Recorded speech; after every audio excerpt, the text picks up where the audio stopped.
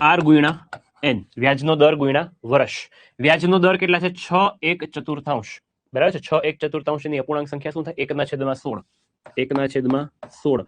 વર્ષ કેટલા કીધા છે? તો કે 3 3 3 1/3 વર્ષ કીધા છે. એટલે 3 તેરી 9, 9 ને 1 10/3 થાય. શું થાય? 10/3. એટલે 2 થી જશે 5 વખત, 2 થી જશે 8 વખત.